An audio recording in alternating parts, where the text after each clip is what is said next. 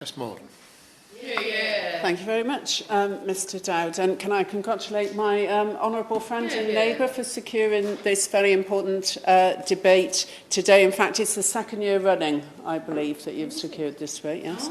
The honourable member has. And she, as always, made her points very well, as did all the speakers that we've had so far. And can I echo her comments about Gaza and the Middle East? But both of us share the city of Newport, and I know it is a matter of great concern.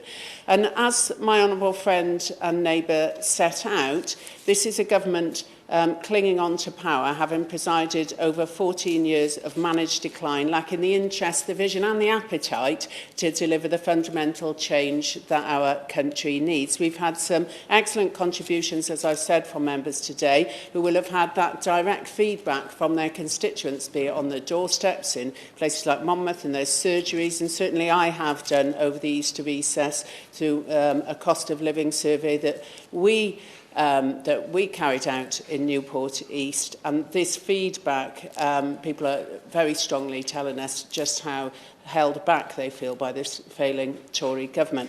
I thought the honourable member for Newport West put it well when she said never has a British government asked its people to pay so much for so little. Having played fast and loose with the public finances, the party opposite are passing on the cost of their incompetence to those who can least afford it, just as public services, those public services which so many of them are relying on, are crumbling under the weight of their cuts. And the honourable member for Llanelli is quite right. This is smoke and mirrors, this spring budget, and people aren't taken in by it. Let's take ourselves back to 2019 for a moment, when those on the benches opposite stood on manifesto commitments not to raise taxes, to reduce debt, to reduce poverty and to help people with cost of living pressures. 3 Prime Ministers and 5 Chancellors later, and with the Tory chaos almost halving the government's parliamentary majority, those promises lie in tatters. As honourable members have said already today in this debate, despite cuts to national insurance, which we support, the income tax threshold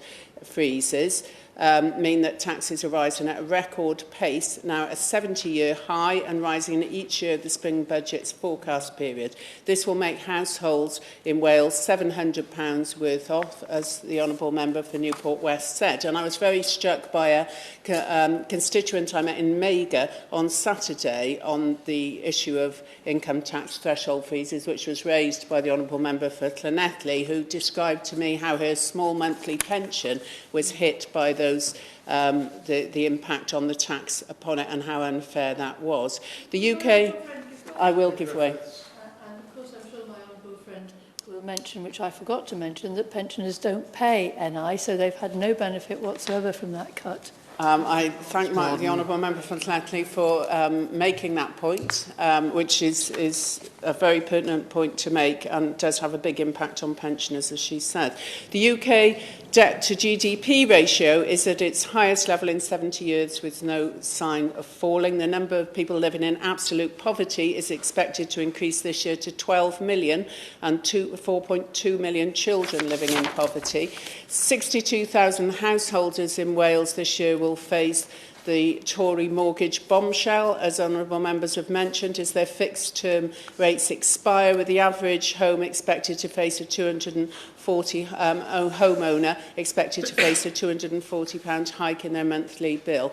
And, as other honourable members have said, this is the first Parliament on record by the end of which living standards are set to be lower than they were at the beginning. Breaking promises and breaking records, all to the detriment of Welsh people struggling to make ends meet. And the Prime Minister has joined his predecessor in backing the sort of enormous and entirely unfunded tax cuts that led to the swift demise of her premiership, this time in the form of the abolition of national insurance. Perhaps the Minister would explain to us today, because the Prime Minister couldn't repeatedly fail to answer the question at PMQs today, perhaps the Minister would explain to us in this debate what they will cut to find the £46 billion needed every year for their new policy, or whether they plan to extend their tax rating record by piling further costs on Welsh working people. Not only has this tired Tory government lost any semblance of economic competence, driving down business confidence too, it's also lost its moral compass too. Over the last few days, my constituents Colin and Janet Smith have been sharing with the media the story of their decades-long fight for justice for their son Colin, who tragically died aged 7 years old, having contracted AIDS and hepatitis C from contaminated blood administered by the NHS. For years after his death, they faced bullying, abuse and the loss of employment due to the stigma surrounding his illnesses.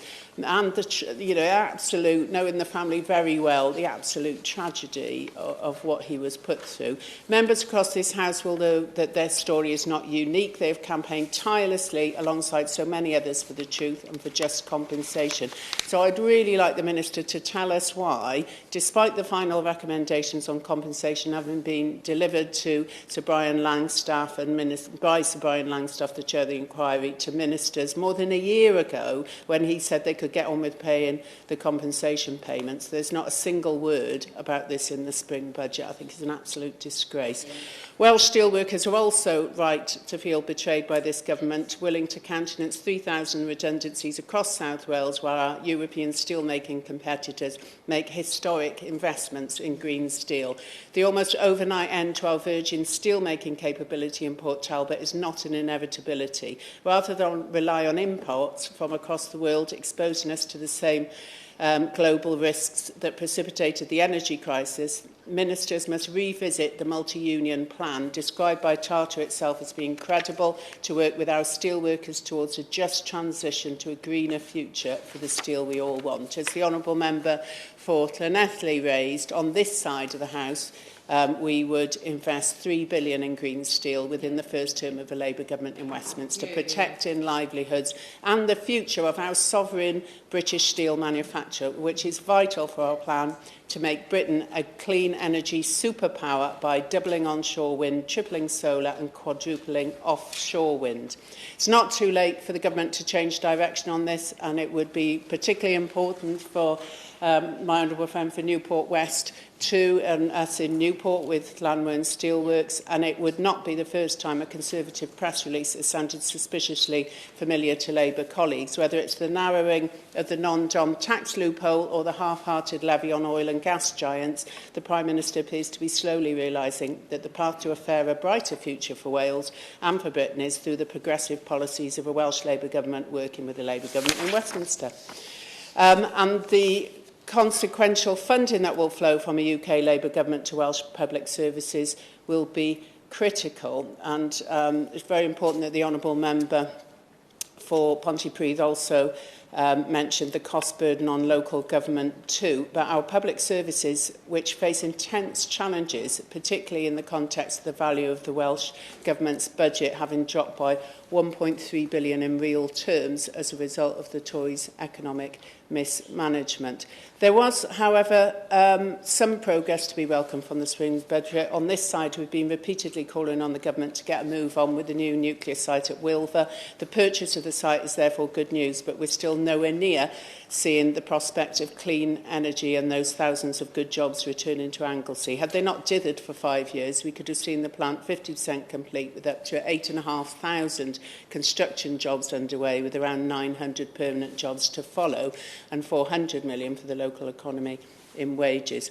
What we did see, though, in the spring budget was a Conservative government without a proper plan to grow the economy, without an industrial strategy to match the ambition of our talented Welsh workforce, and without the appetite for investment in a greener Wales. These will only be achieved with a UK Labour government working with a Welsh Labour government and a Secretary of State for Wales that stands up for the interests of Welsh people.